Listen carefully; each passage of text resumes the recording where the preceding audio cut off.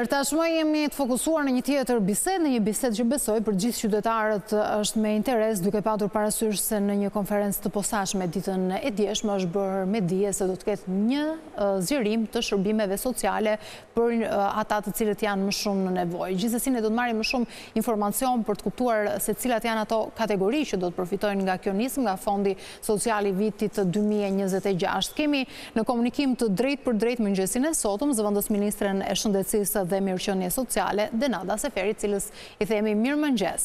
Mirëmëngjes, mirë se erdhët. Mirëmëngjes. Për sa shërbime bëhet fjalë dhe për çfarë flasin ato konkretisht? Unë e thash në mënyrë të përmbledhur, është pjesë e Fondit Social 2026, por janë disa kategori që përfitojnë apo jo? Po, në fakt, unë do të doja që të bëja pak një historik të shkurtër, duke kujtuar për gjithëkënd që Fondi Social ka qenë një instrument i ri, si mekanizëm financiar, për të ofruar shërbime sociale të reja në bashkëpunim me pushtetin vendor dhe me organizatat e shoqërisë civile. Ne sot, mbas 7 vitesh në të cilën funksionon ky Fond Social, kemi 98 shërbime. 98 shërbime për të gjitha kategoritë në nevojë dhe për gjithçka që neve do duhet të flasim në lidhje me disa shërbime të reja. Shërbime inovative, njësi të lëvizshme për të shkuar në shtëpi tek të gjithë ata të cilët kanë më shumë nevojë, për të pasur qendra multifunksionale, për të ndihmuar familjen, fëmijët në risk, viktimat e dhunës etj. etj. Dhe duke pasur 98 shërbime, çdo vit ne shtojmë numrin e shërbimeve. Zgjerojmë hartën e shërbimeve sociale, sigurisht dhe numrin e përfituesve. Vetëm për vitin 2026 ne do të ngrem 14 shërbime të reja. Këto shërbime të reja do të jenë përkatësisht në bashkitë Korç, Vorë, Kamës, Cërrik, Prenjas, Skrapar, Kurbin, Himar, Kavaj, Mat, Patos, Durrës, por edhe 2 shërbime të specializuara të cilat do të jenë në Tiranë në nivel rajonal. Dhe do të kemi 2 qendra rajonale të cilat do të jenë vërtet shumë të domosdoshme për të gjitha kategoritë për të cilat ne kemi nevojë që të ofrojmë shërbime. Nëse flasim konkretisht për këto 14 shërbime të reja, sepse ju thatë 98, ne tashmë i kemi ekzistuese, cilat janë të reja, cilat janë ato shërbime cilat vinë si risi, le të themi, dhe do t'i vinë ndihmë atyre kategorive cilat deri tani nuk kanë qenë të përfshira. Ne në fakt, në këto 12 shërbime të reja, kemi parashikuar shërbime komunitare, ditore, për të moshuarit. Kemi parashikuar asistencën shtëpiake për të moshuarit, për të shkuar në shtëpi dhe për t'i asistuar aty ku ata kanë nevojë në mënyrë që të parandalojmë institucionalizimin. Kemi parashikuar shërbime emergjence për fëmijët në risk, por edhe për fëmijët e kthyer nga emigracioni apo për fëmijët të cilët kalojnë, si të thuash, në Shqipëri dhe kanë nevojë për një asistencë për ne, për mbrojtje, për aq periudhë kohe sa ata kalojnë këtu. Kemi në plan që të ngrejmë një qendër rajonale për të gjithë fëmijët dhe personat të rinjt në fakt, mbi moshën 21 vjeç, të cilët janë të prekur nga spektri i autizmit.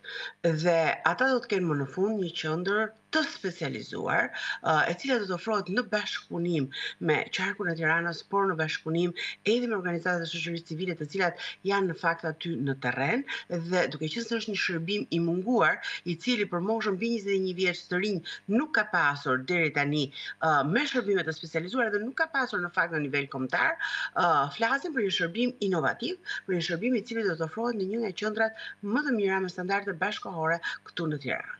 Ndërkaq neve do të kemi disa shërbime tjera të lëvizshme për personat me aftësi të kufizuara, të cilat nuk kanë mundësi që të kenë akses dhe do të shkohet edhe atyre në shtëpi, por edhe anasjellës, duke mundësuar për ta që të vinë edhe në qendra të aksesojnë qendrat multifunksionale. Do të kemi një qendër për familjen. Qendrat për familjen sot janë të domosdoshme, sepse ne kemi mësuar nga Fondi Social që duke dhënë ndihmesën tonë për individin, siç është një fëmijë me aftësi të kufizuara, siç është një viktimë dhune etj, të parë në mënyrë të fragmentarizuar, nuk do të kishim sukses në ndërhyrjen tonë. Kështu që nëse ne flasim për familje dhe fuqizojmë familjen, kjo është ajo që ne kemi më të rëndësishme.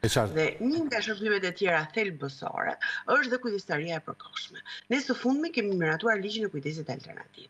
Kështu që familjet kujdestare profesionale janë një nga prioritetet e shërbimeve tona të cilat po ngrihen së fundmi me Fondin Social. E qartë, zonja Seferi, sa i rëndësishëm është në këtë rast bashkëpunimi i pushtetit vendor, duke qenë se dhe apeli i kryeministrit Rama ka qenë sa më shumë angazhim të paktën nga bashkitë? Në fakt, partneriteti me pushtetin vendor lind që në momentin e nënshkrimit të marrëveshjes. Ne kemi të parashikuara që do të kemi bashkëfinancim në mënyrë që të krijojmë qëndrueshmëri me pushtetin vendor për vijimsinë e këtyre shërbimeve sociale. Dhe në vitin e parë ata vendosin 1% të caktuar të fondit, pra ne vendosim 90% të tij dhe bashkitë vet pushteti vendor përcakton 10% të tij. Dhe kështu të shtrirën në vite duke arritur deri në 60%, në 70% dhe duke e dhënë pak nga pak të gjithë shërbimin nga pushteti vendor. Sigurisht në një masën 30% të mbështetur nga ne derisa ky shërbim të vazhdojë të ekzistojë.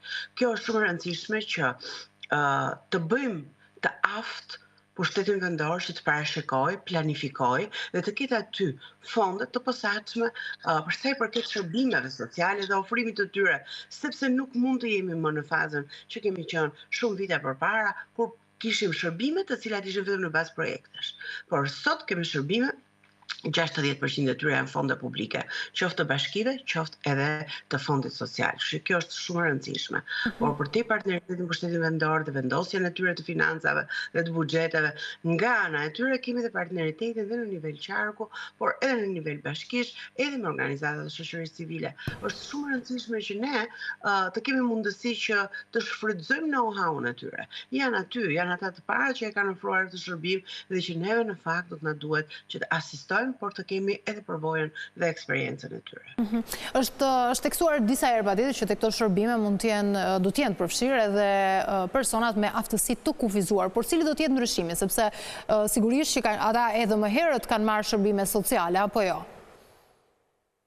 Shumë e drejtë, unë e thash dhe pak më përpara, një shërbim i munguar për fëmijët dhe të rinjt me aftësi të kufizuara ishte shërbimi specializuar për ata të cilët janë me spektër të autizmit. Dhe duke qenë se ne nuk kemi shërbime për ta, të cilat janë shërbime të dedikuara për të rinj mbi moshën 21 vjeç, për herë të parë ngrem një qendër rajonale në Tiranë.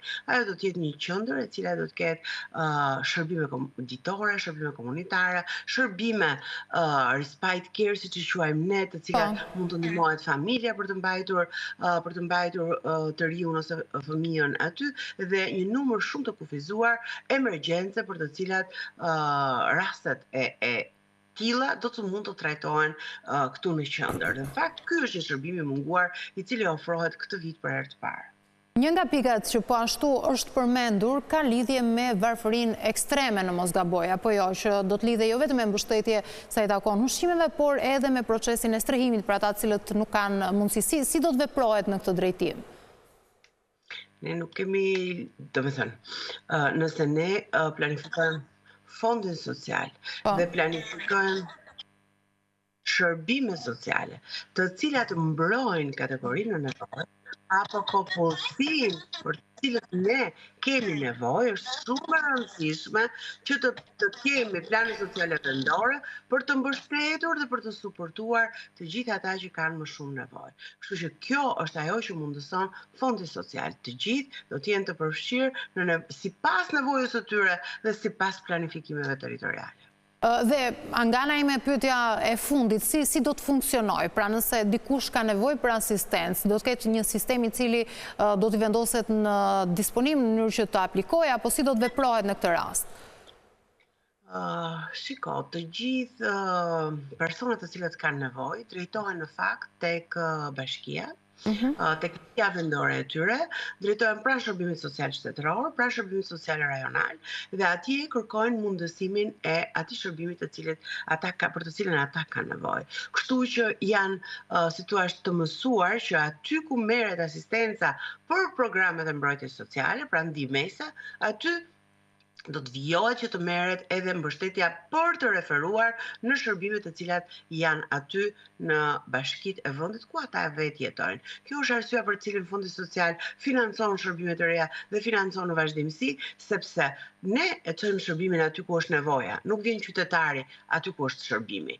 Kjo është e rëndësishme që të theksojmë tek zgjerimi i hartës së shërbimeve, pikërisht për të qenë sa më pranë qytetarit që është më në nevojë. E qartë. Zonja Seferi, ndoshta për ta përmbyllur, në këto 14 shërbime dhe në ato që ishin ofruar gjatë përpara, kishte ardhur momenti për të bërë këto 14 ndërhyrje apo po bëhet edhe në kuadër të parafrimit me legjislacionin evropian?